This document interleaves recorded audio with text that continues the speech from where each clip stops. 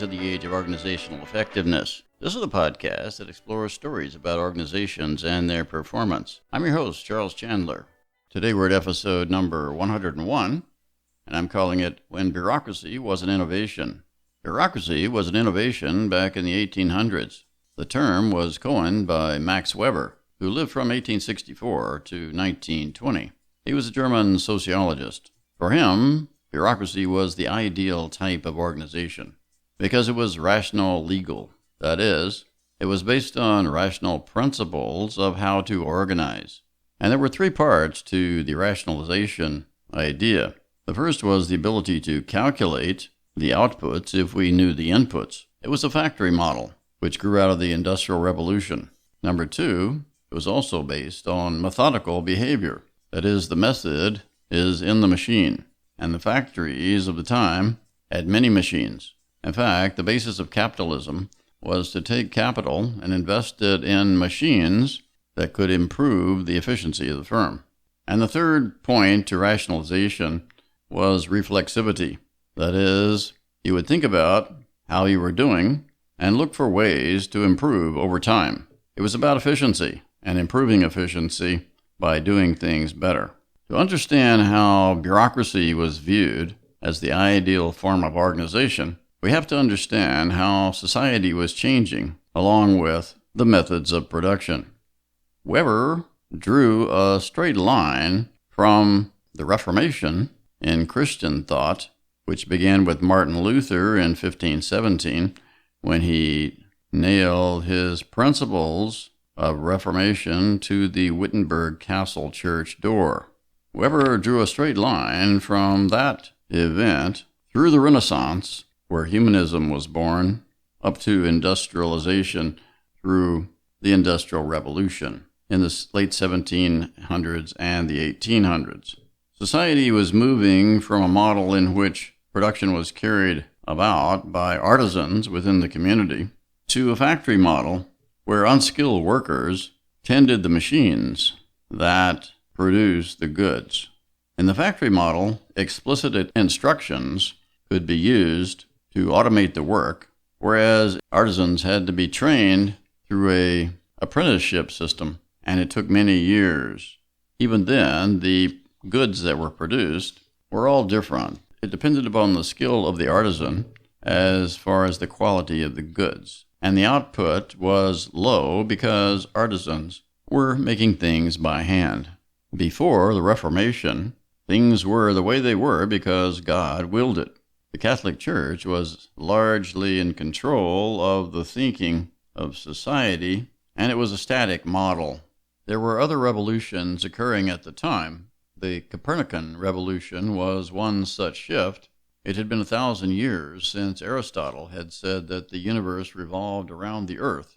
But in 1539, Copernicus said that no, in fact, the earth revolves around the sun. His model was also better able to explain the anomalies that were being seen in the heavens, particularly the irregular movements of planets like Mars and Venus.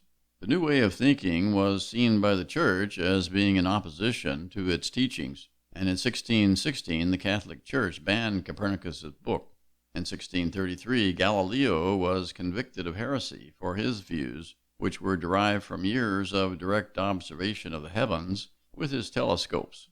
So when Max Weber was looking back on this period in the late 1800s, he wrote a book called The Protestant Ethic and the Spirit of Capitalism. After the Reformation, he said, how well you were at performing your role became important. It was about personal responsibility. Calvinism was another part of Protestantism of the time, in which predestination said that your fate was set by God. And the proof of your election as to whether you were saved was how you lived your life and how much you worked. If you were financially successful, you were blessed by God. And so you tried to accumulate as much wealth as possible while living a modest lifestyle, because wealth proved that you were saved. At the time, society was moving from a communal, traditional society where artisans produced everything into an individualist, capitalist society which was methodical and rational, and which factories produced the goods. Your work was your calling in the new paradigm, and you reflected upon your work to become more efficient and more productive. Profit was the metric of your success. So at the end of the 1700s, most firms were very small. They were often family-owned firms with only a few individuals. The owners managed and the managers owned. We were moving from that model into the bureaucratic model when the railroads and the telegraph companies emerged in the mid-1800s. Middle management was instituted to be able to manage these larger firms. The bureaucracies of the time exhibited a hierarchy of positions, a clear chain of command with top-down command and control, and formal written communications. Workers were hired for their technical competence, using detailed rules and regulations, and it was an impersonal system without consideration of the people that they were serving. Society was moving from a system in which legitimacy was from the traditional authority of the ruler, where we had the divine right of the kings, to a legal, rational system in which the system itself was in charge. Toward the end of this period, Weber became worried about the modern world and whether meaning could be retained as the mechanized society moved forward. The wheel of industry was slowly speeding up, using water power in the late 1700s, where the factories had to be located in rural areas near streams, to steam power in the early 1800s, which allowed factories to be situated in towns. Later, in the late 1800s, electricity and internal combustion engines added to the speed of change. Factories were trying to become more efficient, and Weber believed that bureaucracy was the ideal form for an efficient organization. At the time, the supply side was in control because this was the development of the Industrial Revolution. It was assumed that factories could sell whatever they could produce, and that was largely true in fits and starts up until the 1930s when the Depression took hold. Nowadays, we're not driven by the supply side, but rather by the demand side, because factories are in place that can produce goods far and above what consumers are willing to buy. Consumers are also not feeling as wealthy as in the past, and so their demand is constrained by their ability to buy. Also, we're in an age when the environment and the destruction of the environment is imposing psychological limits on growth, and the behavior of millennials, for one, is radically different from the boomers of old. So bureaucracy was an innovative concept as the world moved from the small firms, family-owned, an age in which animals were providing transport upon the land and wind power was providing transport upon the seas. We moved from that to a world in which mechanical machines were providing transport both on the land and the sea, and the wheels of industry were spinning faster and faster. Today, the brakes have started to be applied. The global climate crisis has required thinking individuals to reconsider whether our society is sustainable using the current thinking.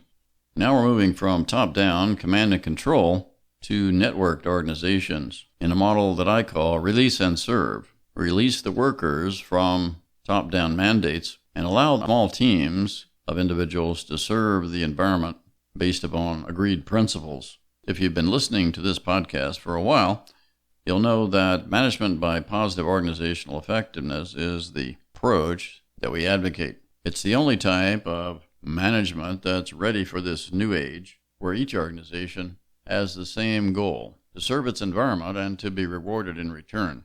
Previously, organizations had been formed around the two-level model, where inputs were converted into outputs in the most efficient manner. In the new approach, it's an input-to-outcome model, where outcomes are attained outside the organization in the environment at a higher level, instead of the price mechanism in the market serving to intermediate and to balance supply and demand. In the new model, the demand-side response of actors in the environment determines the success of the organization itself. Bureaucracy is no longer an innovative idea. It's long been associated with sluggishness and inability to perform to the extent that consumers might like. it's been associated with government. But big business is also just as much a bureaucracy. With the environment changing even faster these days, we need organizations that innovate and rapidly change at a rate that's equal or greater than what's in the environment itself. And management by positive organizational effectiveness is ready for these challenges. Today we've tried to look at a previous time when bureaucracy was believed to be innovative. It marked the transition from a traditional world to a rational legal world. Today, a century or more later, we're making another transition, this time from the rational legal to something that's often referred to as networked, agile, and innovative. Let's hope a sustainable world emerges as a result. And that's all for today. Join us again next time as we again consider stories about organizations and their performance. I'm your host, Charles Chandler. So long for now.